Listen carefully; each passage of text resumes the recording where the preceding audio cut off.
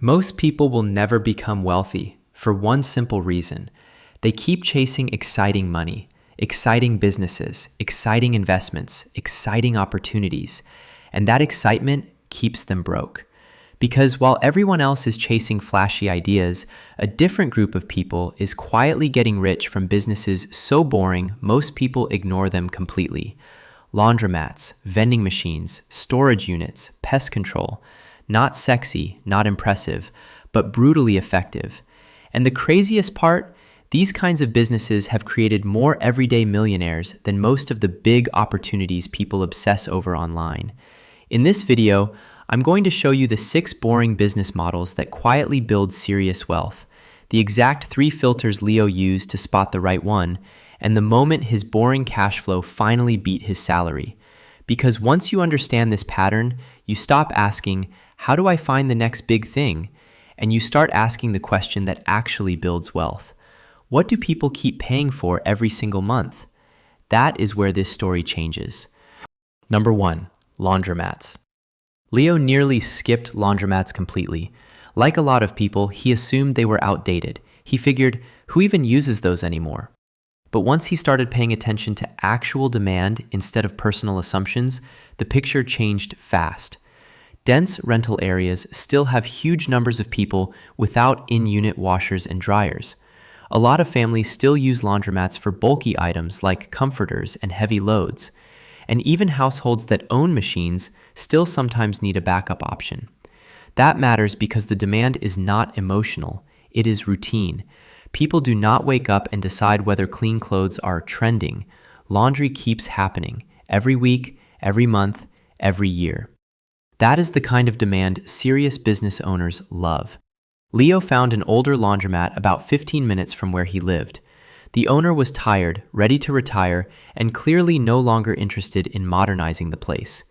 The business was functional, but stale. The machines worked, the customers still came, but everything about it felt stuck in the past. The asking price was $198,000. The reported net income after expenses was roughly $4,200 a month. Leo did not have that kind of money sitting around, not even close. So he stopped thinking like a consumer and started thinking like a buyer. He pieced together a down payment of $27,000. Some of it came from selling his car and downgrading. Some came from savings. Some came from a small line of credit. The seller agreed to finance the rest over 7 years if Leo moved quickly and kept things stable. That was Leo's first major lesson. A lot of people assume buying a business requires being rich first. But many small business deals are held together with negotiation, seller financing, and a willingness to act like an operator instead of a dreamer. When Leo took over, the first month was not exciting. Gross revenue came in around $9,234. After rent, utilities, supplies, payroll, and the loan payment, his take-home cash flow was about $1,317. That is not a life-changing number. But it was an important number, because it was the first time Leo saw money come in from something he owned instead of hours he personally worked. That changes you. Once you see even a small amount of independent cash flow hit your account, your whole view of income starts to shift. You stop asking only, how can I earn more? And you start asking, how can I own more? Over the next several months, Leo made simple improvements, nothing revolutionary.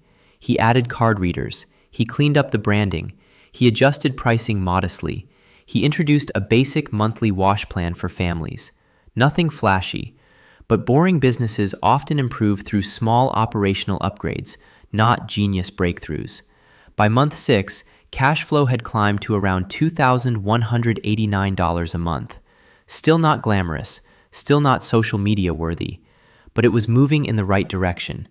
And that is the real power of boring businesses. Not instant transformation, predictable improvement. Number 2, vending routes. While working on the laundromat, Leo noticed something interesting. The snack machine near the entrance was quietly doing well. Nothing dramatic, just a steady trickle of small purchases. Drinks, chips, candy. People waiting on laundry naturally bought convenience. That made Leo realize something important.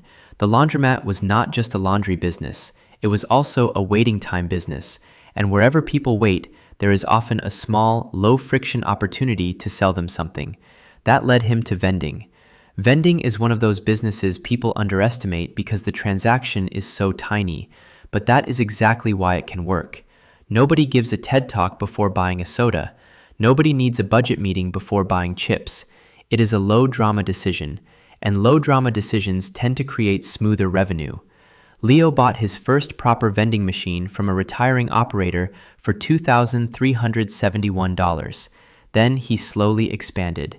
One machine near the laundromat, one in a warehouse, one in a quiet office lobby, one in a repair shop. The work was boring. Drive, restock, track what sells, pull what doesn't, repeat. But boring work with measurable outcomes is often exactly what builds money. By the third month, the 4 machines were generating roughly $1,096 a month in profit after inventory and fuel. Again, not life-changing. But now Leo had a second stream of income attached to habits, convenience, and repeat behavior. Over time, he optimized the product mix, removed slow sellers, and moved one weak machine to a better location. By month 12, the route was producing roughly $2,413 a month in profit. Now the picture was getting interesting. His job still paid $3,419 a month, but his boring businesses were now generating more than $4,600 a month combined. And the most important part was not just the amount, it was the stability. This was not money based on views, clicks, hype cycles, or a lucky trade. This was money tied to real-world behavior. People washing clothes, people grabbing drinks, people repeating habits. That is what serious cash flow is usually built on, not inspiration, behavior. Number 3, self-storage. Self-storage scared Leo at first, not because he disliked the model, because the numbers got bigger, and bigger numbers force clarity. You can play around with a side hustle. You cannot casually drift into a storage deal. But the more he studied the business, the more he saw why it kept showing up in wealth conversations. Self-storage is built on one brutally simple human truth. People hate getting rid of stuff. They tell themselves they will clean out the unit next month. Then next month becomes 6 months, then a year, then 3 years. It sounds ridiculous until you realize how many businesses quietly make money from human inertia. Storage is one of them. And unlike some trendy businesses, storage benefits from ordinary life events that never stop happening. Moves, divorces, downsizing, small business inventory overflow, family transitions, temporary chaos that becomes semi-permanent. Leo did not jump straight into buying a giant facility. Instead, he partnered. He met a contractor who owned land behind an industrial area and wanted to build storage units, but had zero interest in handling operations. Leo had developed a real strength by now: operations. Not branding, not hype, not personal charisma, operations. He understood systems, tenant flow, software, payments, and day-to-day execution. So they created a simple deal. The contractor brought the land and construction expertise.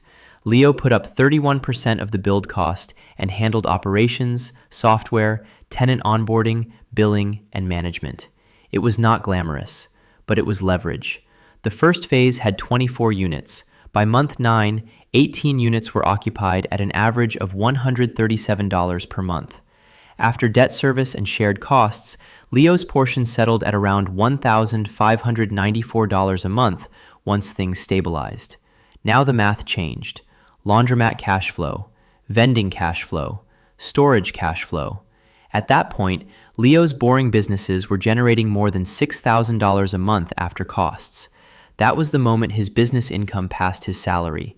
And when that happened, something clicked. It was not just that he was making more money, it was that he finally understood the pattern.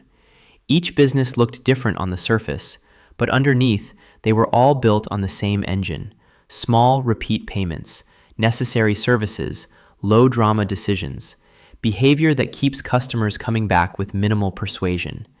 That is the real secret, not the business label, the business pattern. Before we get to the exact filters Leo used to spot that pattern, let's go through the other 3 boring business categories that kept showing up in his research. Because even though he did not personally buy all of them, they all reinforced the same wealth-building logic. Number 4, car washes. Not giant luxury tunnel operations with corporate branding everywhere. Simple, local car washes. The reason car washes matter is because they are a clean example of unglamorous leverage. You invest in physical equipment, water systems, soap, vacuums, bays, basic infrastructure. Then volume does a lot of the work. And in many cases, the real long-term asset is not just the business income, it is the land. That is important because one of the best versions of a boring business is a business that throws off cash flow while also sitting on top of appreciating real estate. Leo saw listings for smaller car wash operations priced around the mid-six figures, with owners claiming solid annual net income. Now, whether every seller's numbers are perfect is not the point. The point is the model. People will often spend $10 to $15 on a car wash without much emotional friction. That matters. It is another low-drama purchase. And when a business lives on frequent, low-friction decisions, it often becomes easier to predict revenue. That does not mean no risk. It means understandable risk, which is very different. Number 5, pest control and other recurring service routes. If Leo had to pick one category that kept appearing in entrepreneur communities over and over, it was recurring service businesses. Pest control, lawn care, pool cleaning, window cleaning, basic maintenance routes. The reason is simple.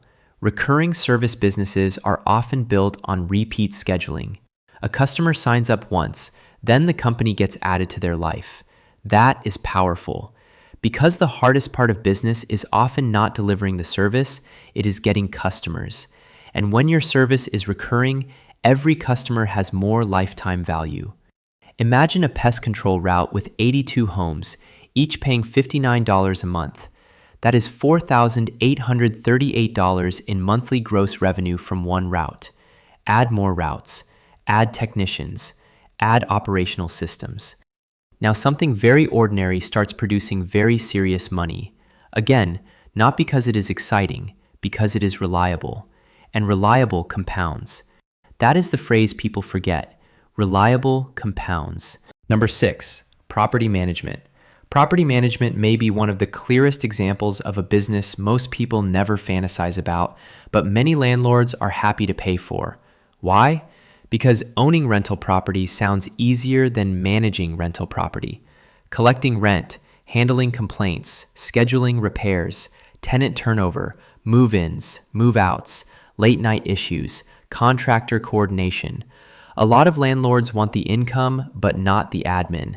That gap creates opportunity.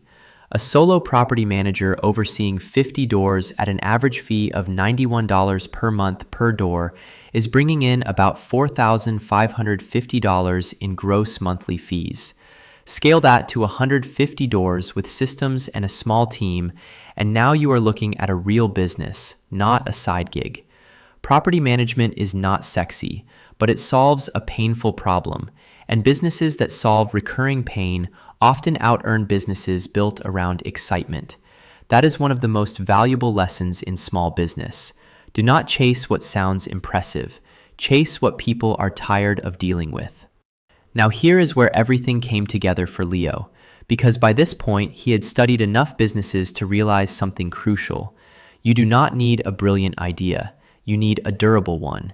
And the durable ones kept passing the same 3 filters. These were the exact questions Leo started using whenever he looked at a boring business opportunity. Filter 1. Do customers pay regularly without needing to be resold every month? This is huge. Laundry happens again. Storage bills recur. Pest control repeats. Property management fees recur. Vending locations continue producing. The best boring businesses are often connected to routines, obligations, or recurring friction in everyday life.